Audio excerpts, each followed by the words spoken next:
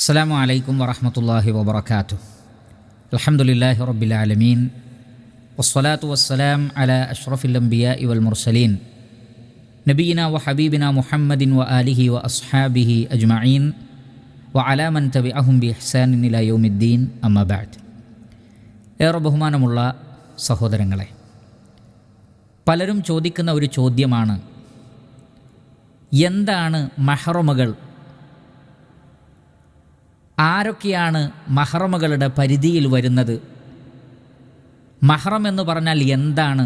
തുടങ്ങിയ ചോദ്യങ്ങൾ. ഇൻഷാ അല്ലാഹ് ഈ രണ്ട് ചോദ്യത്തിനും ഉത്തരം നൽകാൻ ശ്രമിക്കുകയാണ് ഈ ഒരു സംസാരത്തിലൂടെ. ആദ്യം തന്നെ ആരാണ് മഹ്റമുകൾ എന്ന് പരിശോധിക്കാം. മഹ്റം അതല്ലെങ്കിൽ മഹാരിം എന്നുള്ള വാക്കിൻ്റെ ഭാഷാപരമായ അർത്ഥം നിഷിദ്ധമാക്കപ്പെട്ടവർ, അതല്ലെങ്കിൽ നിഷിദ്ധമാക്കപ്പെട്ടവ, തടയപ്പെട്ടവ എന്നൊക്കെയാണ് ആ വാക്കിൻ്റെ അർത്ഥം. എന്നാൽ ശറഇൽ, മതത്തിൽ മഹ്റമുകൾ എന്ന് പറഞ്ഞാൽ ഹുമുൽ അഷ്ഖാസ് അല്ലദീന ലാ യഹില്ലു ലഹും നിക്കാഹുൽ മർഅ, അവരുമായി വിവാഹബന്ധം പാടില്ല. ഒരു സ്ത്രീക്ക് മഹ്റമാണെങ്കിൽ അവരുമായി വിവാഹബന്ധം പാടില്ല. അത് ബിനസബിൻ, അത് കുടുംബബന്ധത്തിലൂടെ സ്ഥാപിക്കപ്പെടാം. ഔ മുസാഹറ, അല്ലെങ്കിൽ വിവാഹബന്ധത്തിലൂടെ. ഔ റദാഅ, അല്ലെങ്കിൽ മുലകുടി ബന്ധത്തിലൂടെ. ഇങ്ങനെ മുലകുടി ബന്ധത്തിലൂടെയും കുടുംബബന്ധത്തിലൂടെയും അല്ലാതെയുള്ള ബന്ധങ്ങളിലൂടെയും വിവാഹബന്ധം നിഷിദ്ധമാക്കപ്പെട്ട ആളുകൾക്കാണ് മഹ്റമുകൾ എന്ന് പറയുന്നത്. പിതാവിനെപ്പോലെ, മകനെപ്പോലെ, സഹോദരനെപ്പോലെയെല്ലാമുള്ള ആളുകൾക്കാണ് മഹ്റമുകൾ എന്ന് പറയുന്നത്. അങ്ങനെ മഹ്റമായി കഴിഞ്ഞാൽ വിവാഹബന്ധം അത് പാടില്ലാത്തതാണ്. അതേ സന്ദർഭത്തിൽ സ്ത്രീകൾക്ക് അവരുടെ മുന്നിൽ പൂർണ്ണമായ ഹിജാബ് ധരിക്കേണ്ടതില്ല. അഥവാ അന്യപുരുഷന്മാരുടെ മുന്നിൽ ധരിക്കുന്നത് പോലെ പരിപൂർണമായ ഇസ്ലാമിൻ്റെ ഹിജാബ് ധരിക്കേണ്ടതില്ല. അതിൻ്റെ അർത്ഥം മാന്യമല്ലാത്ത വസ്ത്രം ധരിക്കാമെന്നല്ല, മറിച്ചു പുറത്തിറങ്ങുമ്പോൾ ധരിക്കുന്നത് പോലെയുള്ള വസ്ത്രം മഹ്റമുകളുടെ മുമ്പിൽ ധരിക്കേണ്ടതില്ല. അതോടൊപ്പം അവരുടെ കൂടെ യാത്ര ചെയ്യുന്നതിനോ മറ്റു ഫിത്നകൾ ഭയപ്പെടുന്നില്ലെങ്കിൽ അവരെ സ്പർശിക്കുന്നതിനോ വിരോധമില്ല. ഇങ്ങനെയുള്ള ആളുകൾക്കാണ് മഹ്റമുകൾ എന്ന് പറയുന്നത്. ശരി, അങ്ങനെയാണെങ്കിൽ ആരൊക്കെയാണ് ഈ മഹ്റമുകളുടെ പരിധിയിൽ വരുന്നത് എന്ന് നമുക്ക് പരിശോധിക്കാം. നേരത്തെ നമ്മൾ വിശദീകരിച്ചു, 3 നിലക്കാണ് മഹ്റമുകൾ ഉണ്ടായിത്തീരുന്നത്. 1 രക്തബന്ധമുള്ള കുടുംബബന്ധത്തിലൂടെ, 2 വിവാഹബന്ധത്തിലൂടെ, 3 മുലകുടി ബന്ധത്തിലൂടെ. അതാരൊക്കെയാണ് എന്ന് പരിശോധിക്കാം. ഞാനത് എണ്ണിപ്പറയും. പരിശുദ്ധ ഖുർആനിലെ സൂറത്തു നിസായിലെ 4-ാം അധ്യായത്തിലെ 23-ാമത്തെ ആയത്തിൻ്റെ അടിസ്ഥാനത്തിലും സൂറത്തു നൂർ 24-ാം അധ്യായത്തിലെ 31-ാമത്തെ ആയത്തിൻ്റെ അടിസ്ഥാനത്തിലും മറ്റു സ്വഹീഹായ ഹദീസുകളുടെ അടിസ്ഥാനത്തിലും പണ്ഡിതന്മാർ നമുക്ക് വിശദീകരിച്ച് തന്നിട്ടുള്ളതാണ് ഈ ഒരു കാര്യം. അപ്പോൾ കുടുംബബന്ധത്തിലൂടെ മഹ്റമുകളാകുന്നവർ 7 വിഭാഗമാകുന്നു. ശരിക്കും ശ്രദ്ധിക്കുക, 7 വിഭാഗമാണ് രക്തബന്ധത്തിലൂടെ അതല്ലെങ്കിൽ കുടുംബബന്ധത്തിലൂടെ മഹ്റമുകളായിത്തീരുന്നത്. 1, ഒരു സ്ത്രീയുടെ സ്വന്തം പിതാവ്, ഒരു സ്ത്രീയുടെ സ്വന്തം പിതാവ്. ഇനി ആ പിതാവിൻ്റെ പിതാവ്, അതേപോലെ തന്നെ ഉമ്മയുടെ ഉപ്പ, ഉമ്മയുടെ വല്യുപ്പ, ഇങ്ങനെ ഉപ്പമാർ ഉൾക്കൊള്ളുന്ന, പിതാക്കന്മാർ ഉൾക്കൊള്ളുന്ന ആ ഒരു മേഖല. പിതാവ്, പിതാവിൻ്റെ പിതാവ്, അതേപോലെ തന്നെ ഉമ്മയുടെ ഉപ്പ, ഉമ്മയുടെ വല്യുപ്പ, ഇവരൊക്കെ ഒരു സ്ത്രീയെ സംബന്ധിച്ചിടത്തോളം മഹ്റമുകളാണ്. രണ്ടാമത്തത് സ്വന്തം മകൻ, അതേപോലെ തന്നെ മകൻ്റെ മകൻ അല്ലെങ്കിൽ മകളുടെ മകൻ, അവൻ്റെ ആൺമക്കൾ എന്നിങ്ങനെ തുടങ്ങി സ്വന്തം മക്കളുടെ മക്കൾ, അത് ആൺകുട്ടിയാകട്ടെ പെൺകുട്ടിയാകട്ടെ, അവരുടെ ആൺകുട്ടികളും ആ കുട്ടികൾക്ക് പിന്നീട് കുട്ടികളുണ്ടായാൽ ആ പേരക്കുട്ടികളും, അവരെല്ലാവരും ഒരു സ്ത്രീയെ സംബന്ധിച്ചിടത്തോളം മഹ്റമുകളാണ്. മൂന്നാമത്തത് സ്വന്തം സഹോദരങ്ങൾ, തൻ്റെ തന്നെ ഉപ്പയിലൂടെ ഉമ്മയിലൂടെ ഉണ്ടായിട്ടുള്ള സഹോദരങ്ങൾ, അതല്ലെങ്കിൽ ഉമ്മയിലൂടെ മാത്രമുള്ള സഹോദരങ്ങൾ. തൻ്റെ ഉമ്മയാണ്, പക്ഷേ അതേ ഉമ്മാക്ക് വേറെ ഒരു ഭർത്താവിൽ മക്കളുണ്ടായിട്ടുണ്ടെങ്കിൽ അവർ അർദ്ധ സഹോദരങ്ങളാണ്. അതേപോലെ തന്നെ തൻ്റെ ഉപ്പ വഴിക്കുള്ള സഹോദരങ്ങൾ, അഥവാ തൻ്റെ പിതാവാണ്, പക്ഷേ അദ്ദേഹത്തിന് മറ്റു ഭാര്യയിലുണ്ടായിട്ടുള്ള മക്കൾ, അവരും അർദ്ധ സഹോദരങ്ങളായിട്ടാണ് മനസ്സിലാക്കപ്പെടുന്നത്. ഇപ്രകാരം സ്വന്തം സഹോദരങ്ങളോ ഉപ്പ വഴിക്കോ ഉമ്മ വഴിക്കോ ഉള്ള അർദ്ധ സഹോദരങ്ങളോ അവരും മഹറമുകളുടെ പരിധിയിൽ വരുന്നതാണ്. നാലാമത്തത് സഹോദരൻ്റെ മക്കളും അവരുടെ മക്കളും. സ്വന്തം സഹോദരൻ്റെ മക്കൾ, ആൺകുട്ടികൾ, അവർക്ക് പിന്നീട് മക്കളുണ്ടായാൽ അവരും ഒരു സ്ത്രീയെ സംബന്ധിച്ചിടത്തോളം മഹറമുകളാണ്.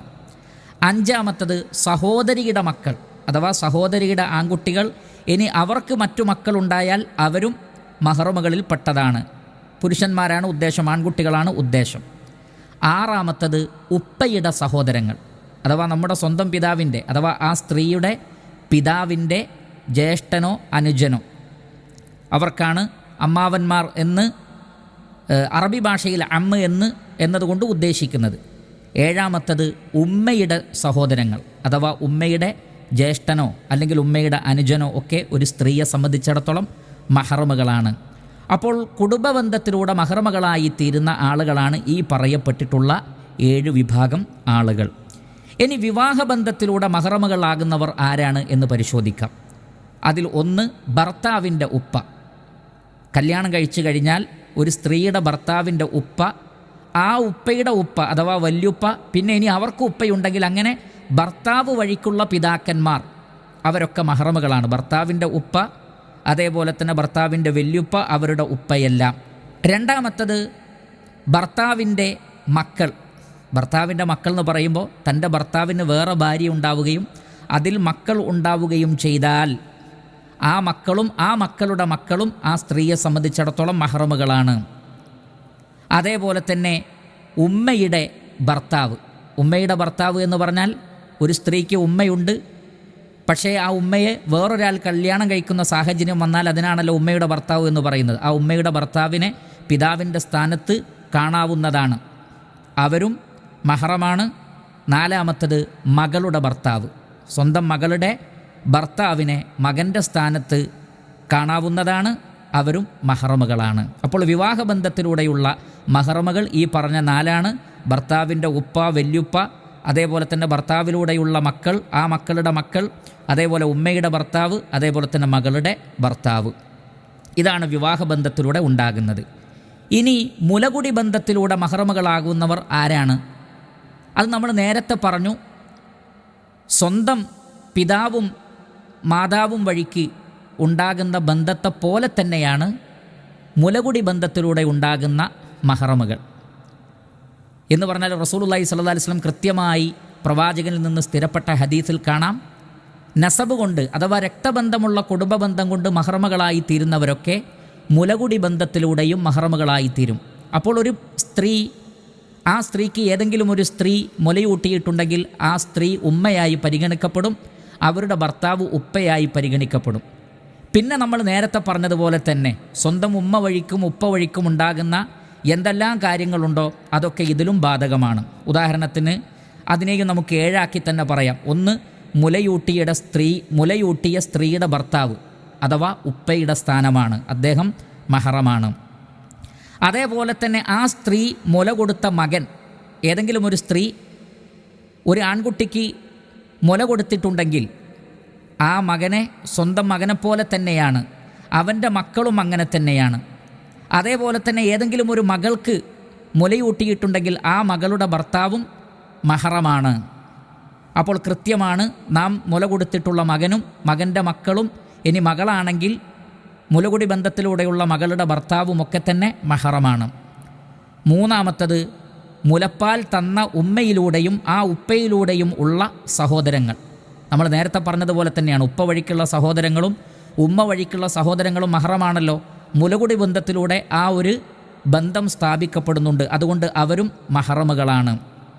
നാലാമത്തത്, ആ വഴിക്കുള്ള ഉമ്മയുടെ സഹോദരങ്ങൾ അഥവാ ഒരു സ്ത്രീക്ക് മുലകൂട്ടിയ ഉമ്മയുടെ സഹോദരങ്ങൾ, ജ്യേഷ്ഠനോ അനുജനോ നേരത്തെ പറഞ്ഞതുപോലെ തന്നെ സ്വന്തം ഉമ്മയുടെ സഹോദരങ്ങളെപ്പോലെ തന്നെയാണ്. അതേപോലെ തന്നെ ആ വഴിക്കുള്ള ഉപ്പയുടെ സഹോദരങ്ങൾ അഥവാ മുലയൂട്ടിയ സ്ത്രീയുടെ ഭർത്താവ് ഉപ്പയായി പരിഗണിച്ചാൽ ആ ഉപ്പയുടെ ജ്യേഷ്ഠനും അനുജനുമൊക്കെ നേരത്തെ സ്വന്തം ഉപ്പയുടെ വിഷയത്തിൽ മനസ്സിലാക്കിയതുപോലെ തന്നെ മഹറമുകളാണ്. അതേപോലെ തന്നെ ആ വഴിക്കുള്ള സഹോദരങ്ങളുടെ മക്കൾ, മുലകുടി ബന്ധത്തിലൂടെ ഉള്ള സഹോദരങ്ങൾ, അത് സ്വന്തം സഹോദരങ്ങളെപ്പോലെ തന്നെയാണ്, അതുകൊണ്ട് അവരുടെ മക്കൾ. അതേപോലെ തന്നെ ആ വഴിക്കുള്ള ഏഴാമത്തത് ആ വഴിക്കുള്ള സഹോദരികളുടെ മക്കളും. മുലകുടി ബന്ധത്തിലൂടെ ഉണ്ടായിട്ടുള്ള സഹോദരികളുടെ മക്കളും എന്ത് തന്നെയാണ്? മഹറമുകളാണ്. അപ്പോൾ മഹറമുകൾ ഈ പറയപ്പെട്ടവരാണ്. ഈ പറയപ്പെട്ട ആളുകൾ, നിങ്ങൾ ഒന്നുകൂടി ഇത് കേട്ടാൽ നിങ്ങൾക്കത് വളരെ കൃത്യമായി മനസ്സിലാകും. ഈ ആളുകൾ മഹറമുകളാണ്. ഇവരുമായിട്ടൊന്നും വിവാഹബന്ധം പാടില്ല. ഇവരുടെ മുന്നിൽ മറ്റു ഫിത്നകൾ ഭയപ്പെടുന്നില്ലെങ്കിൽ ഈ പറയപ്പെട്ടവരുടെ മുന്നിൽ പൂർണ്ണമായ ഹിജാബ് ധരിക്കേണ്ടതില്ല. ഇവരെ മഹറമുകളായി പരിഗണിച്ചുകൊണ്ട് ഇവരുടെ കൂടെ യാത്ര ചെയ്യുന്നതിൽ വിരോധമില്ല. എന്നാൽ ഈ പറയപ്പെടാത്ത ആളുകളൊന്നും തന്നെ മഹറമുകളല്ല. അതുകൊണ്ട് തന്നെ അവർ അന്യരാണ്. അവരുമായി വിവാഹബന്ധം പാടുള്ളതുകൊണ്ട് തന്നെ അവരുടെ മുന്നിൽ പൂർണ്ണമായും ഹിജാബ് ധരിക്കണം.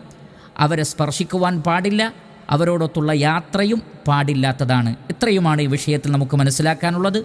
അല്ലാഹു സുബ്ഹാനഹു വ തആല കാര്യങ്ങളെ കൃത്യമായി മനസ്സിലാക്കുവാനുള്ള തൗഫീഖ് നമുക്ക് പ്രദാനം ചെയ്യട്ടെ. വസല്ലല്ലാഹു അലാ നബിയിന മുഹമ്മദിൻ വ ആലിഹി വസഹ്ബിഹി അജ്മഈൻ വൽഹംദുലില്ലാഹി റബ്ബിൽ ആലമീൻ.